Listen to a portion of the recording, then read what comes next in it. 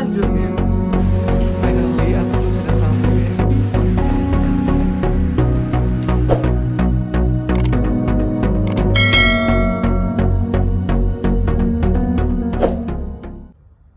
Hai LPD Friends, Assalamualaikum warahmatullahi wabarakatuh. Insyaallah Om Swastiastu, Namo Buddhaya, salam kebajikan.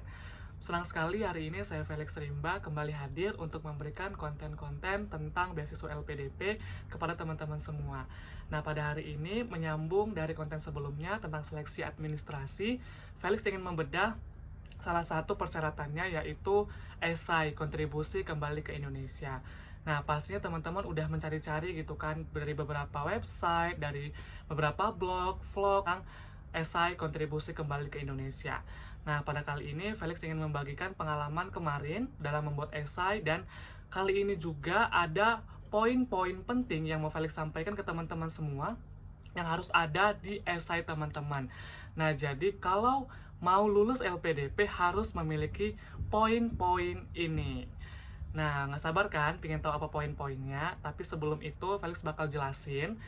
Pada seleksi administrasi kali ini, LPDP tidak memberikan secara signifikan apa poin-poin yang ada di esai, teman-teman. Hanya memberikan judul esai kontribusi kembali ke Indonesia dan berapa kata, 1.500 hingga 2.000 kata. Tetapi di tahun saya itu diberikan beberapa poin penting. Mungkin ini bisa menjadi rujukan atau bisa menjadi tempat teman-teman itu untuk menyesuaikan ya dalam pembuatan esai. Nah, di tahun saya itu ada 6 poin yang harus ada di esai itu gitu. Nah, apa saja gitu? Yang pertama itu ada namanya deskripsi diri saudara. Nah, dalam deskripsi diri saudara ini, teman-teman boleh mendeskripsikan siapa diri kamu, keluarga, dan juga prestasi kamu selama berkuliah di S1. Kemudian yang kedua itu ada namanya deskripsikan masalah urgent yang sedang dialami oleh Indonesia ataupun lingkungan sekitar Anda dan solusi penyelesaian yang Anda tawarkan. Nah, jadi disinilah benar-benar teman-teman itu diuji untuk mencari satu masalah dan mencari solusinya gitu. Nah, Pele kasih salah satu contoh ya, kalau misalnya di Indonesia itu adalah kemacetan ya sebenarnya masalahnya. Nah, kemudian cari solusinya, bagaimana solusi untuk menghentikan kemacetan selain dari ganjil genap dan lain sebagainya gitu kan. Teman-teman harus punya solusi inspiratif dan juga solusi inovatif untuk Indonesia gitu. Nah, selanjutnya, teman-teman itu deskripsikan pentingnya ilmu yang akan Anda ambil dan bagaimana ilmu Anda dapat berkontribusi dalam penyelesaian masalah yang terjadi. Nah, misalnya teman-teman mengambil geografi, S2 geografi di Universitas A misalnya. Nah, jadi kalian itu bisa mengaitkan ya antara ilmu geografi tadi dengan solusi yang bakal kalian ambil gitu. Pentingnya geografi itu untuk kemacetan itu apa sih gitu kan? Misalnya nih dengan saya mempelajari geografi, saya bisa memberikan satu peta untuk pembuatan jalur-jalur yang tidak macet sehingga pengendara itu bisa mengalihkan jalannya ke tempat ini dan itu gitu. Itu bisa menjadi poin-poin mengaitkan antara ilmu yang akan teman-teman ambil dengan permasalahan dan juga solusi yang bakal dipecahkan di Indonesia seperti itu.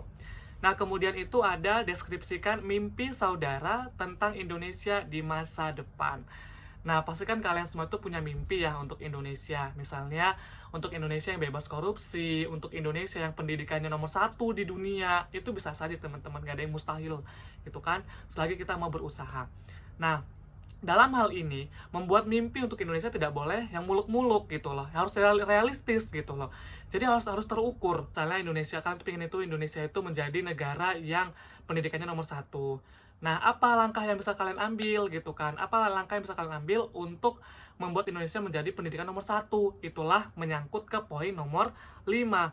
Deskripsikan peran apa yang akan saudara lakukan gitu. Apa peran kamu untuk membuat Indonesia menjadi pendidikan nomor 1 gitu. Nah, misal, ya kan, jadi kamu itu peran kamu sebagai apa? Tenaga pendidik. Nah, kamu bisa saya akan memberikan pembelajaran berbasis peta digital yang akan membantu siswa itu A, B, C, dan D gitu. Nah, jadi kalian tuh benar-benar harus realistis, teman-teman. Nggak boleh muluk-muluk dan juga dewa-dewi yang nggak bisa terukur oleh orang-orang LPDP yang bakal menilai esai kalian nanti. Karena ini esai akan berdampak ke hasil akhir dari seleksi LPDP ini gitu. Nah, yang keenam atau poin yang terakhir itu adalah deskripsikan cara saudara mewujudkan mimpi tersebut. Nah, cara kalian untuk mewujudkan mimpi tersebut dengan cara apa gitu kan? Dan jelaskan di situ teman-teman. Dari poin pertama, masalah deskripsikan diri, kemudian yang kedua adalah deskripsikan masalah dan solusi. Yang ketiga itu ada deskripsikan pentingnya ilmu kalian. Yang keempat itu ada deskripsikan mimpi saudara. Yang kelima itu ada deskripsikan peran apa yang akan kalian ambil. Dan yang keenam, jelas adalah deskripsikan cara saudara untuk mewujudkan mimpi tersebut. Nah, jadi inilah 6 poin yang kemarin di tahap 2 tahun 2021 untuk membuat esai. Ini bisa menjadi bahan rujukan teman-teman dalam membuat esai kali ini agar tidak terlalu bebas dan juga terlalu luas ya pembahasannya. Jadi bisa lebih jelas dan terarah mau kemana jalan esai teman-teman semua. Nah, di sini Felix bakal kasih 4 poin penting. Ya, ada 4 poin penting yang harus teman-teman cantumkan dalam setiap membuat esai LPDP. Gitu. Yang pertama adalah dalam esai kalian tuh harus menunjukkan bagaimana akademik kalian. Akademik kalian itu yang benar-benar bagus track recordnya gitu. Harus benar-benar bagus. Dari semester 1 kalian tuh ngapain, 2 ngapain, ada ngikutin lomba atau apakah gitu kan organisasi. Kalian tuh harus jelas track record dari semester 1 ke semester 7 atau 8 misalnya kan kalian masih berkuliah gitu. Jadi harus jelas. Jadi memang di sini teman-teman itu ya sudah bisa dipastikan dong kalau dianya hanya kupu-kupu kuliah pulang, ya bisalah dicari solusi lain bagaimana untuk menjelaskan track record dari akademik kalian selama di kampus gitu. Tapi kalau misalnya kalian tuh organisator, kemudian juga sering ikut lomba dan juga aktivis sosial gitu kan, kalian tuh bisa enak cara menjelaskannya di esai gitu. Kemarin alhamdulillah dengan bangganya Felix bisa menjelaskannya dengan lancar cas-cus gitu kan di esai LPDP ini.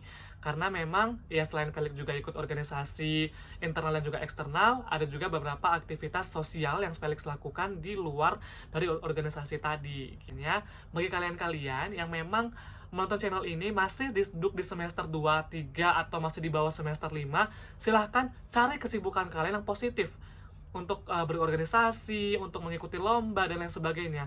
Harus aktif teman-teman. Itu dia poin penting yang pertama. Kemudian yang kedua itu ada namanya leader. Nah, leader LPDP itu adalah mencari orang-orang pemimpin masa depan. Sudah dipastikan bagaimana kalian itu harus mencantumkan bagaimana jiwa keleadershipan kalian gitu. Bagaimana jiwa-jiwa kepemimpinan kalian. Misalnya saya pernah menjadi ketua KKN, misalnya KKN di mana gitu kan, saya pernah menjadi ketua organisasi A, B, C, dan D gitu ya. Kalian terserah kalian bagaimana cara menyampaikan cara ke leadershipan kalian. Itu yang kedua. Terus kita lanjut yang ketiga, itu ada namanya sosial. LPDP itu kan sudah jelas ya, tujuannya adalah untuk membangun negeri, hashtagnya adalah membangun negeri, diri untuk negeri. Jadi di sini adalah bagaimana teman-teman itu harus memiliki jiwa sosial gitu. Bagaimana kalian itu bisa menerapkan jiwa diri kalian itu untuk negeri gitu kan. Seperti Felix kemarin alhamdulillah aktif di kegiatan Duta Kebudayaan Provinsi Sumatera Utara yang mewakili Sumatera Utara di ajang nasional. Alhamdulillah mendapatkan first runner up Putra Kebudayaan Nusantara Indonesia tahun 2020. Itulah yang bisa membawa Felix dalam kegiatan-kegiatan sosial. Nah, jadi itu bisa Felix ceritakan di esai. Nah, mulai sekarang carilah kegiatan sosial kalian pikirkan, kalian pernah nggak buat kegiatan sosial dan kalian tuliskan, kalian masukkan ke dalam esai kalian. Seperti itu. Nah, yang terakhir, ini sangat penting banget kalau kalian ingin lulus LPDP, yaitu cinta tanah air. Wow, ini poin-poin yang betul-betul kayak seperti merangkum ya ketiga poin di atas, tapi ini menjadi poin penting. Kenapa? Karena cinta tanah air. Kenapa? Teman-teman itu kan sudah dibilang di awal ya, kontribusi kembali ke Indonesia. Nah, artinya adalah bagaimana kalian itu harus cinta tanah air gitu, kembali ke Indonesia dan membangun Indonesia menjadi lebih baik lagi. Atau teman-teman yang misalnya kuliahnya di Bandung bisa kembali ke daerahnya, misalnya ke Medan gitu kan, untuk membangun Medan itu gitu kan, sesuai dengan tadi tujuannya, mimpinya apa untuk Indonesia dan juga apa yang bisa dilakukan. Nah, itu bisa dilakukan di daerahnya dulu gitu. Itu bisa kembali gitu kan ke daerahnya. Nah, jadi itulah 4 poin penting ya, yang bisa teman-teman kembangin dan juga terapkan dalam pembuatan esai LPDP. For your information teman-teman, pengalaman Felix kemarin dalam membuat esai itu adalah Felix itu kemarin ada 7 orang ya, 7 orang yang betul-betul sangat berjasa untuk mereview esai Felix gitu. Itu terdiri dari 3 dosen gitu kan. Ada, saya nggak usah sebutin namanya karena memang itu luar biasa sekali, orang yang sangat membantu saya. Kemudian itu yang kedua orang itu dari akademisi gitu kan, dari akademisi masih berkuliah, dan 2 lagi itu sudah menjadi guru gitu ya di salah satu sekolah, di sekolah di kota Medan gitu. Jadi memang mereka itu benar-benar saya minta review dari A, B, C gitu kan. Mereka review, mereka kasih review ke saya, mereka kasih masukan, ini nggak cocok Felix, ini harusnya seperti A, B, C gitu kan, ini harus seperti ini. Seperti revisi skripsi, saya tuh betul-betul hampir gimana ya, hampir 1 bulan itu nggak tidur gitu loh untuk mempersiapkan esai LPDP dalam mengikuti di batch 2 kemarin gitu. Dari pagi saya kirim ke 7 orang itu, tolong dong di review esai saya ini gitu kan, di review, dibalikin ke saya lagi, dan saya revisi lagi, saya lempar kembali ke mereka bagaimana pendapatnya. Mereka bilang oke, ACC gitu. Memang benar-benar kalau menjadi scholarship hunter itu nggak mudah teman-teman, harus benar-benar ada perjuangan yang sakit gitu ya, seperti pepatah bilang ya, berakit-rakit ke hulu, berenang-renang ke tepian, bersakit-sakit dahulu, bukan mati kemudian ya, tapi bahagia kemudian. Nah, jadi itulah yang bisa Felix sampaikan dalam konten kali ini tentang esai kontribusi kembali ke Indonesia. Jadi teman-teman tetap semangat dalam membuat esainya, semangat, dan jangan lupa istirahat, tetap berdoa, karena ora et labora, berusaha sambil berdoa. Karena kalau kita tidak ada usaha dan juga nggak berdoa, itu sama saja nihil teman-teman, omong kosong. Sekian dari saya. Wassalamualaikum warahmatullahi wabarakatuh.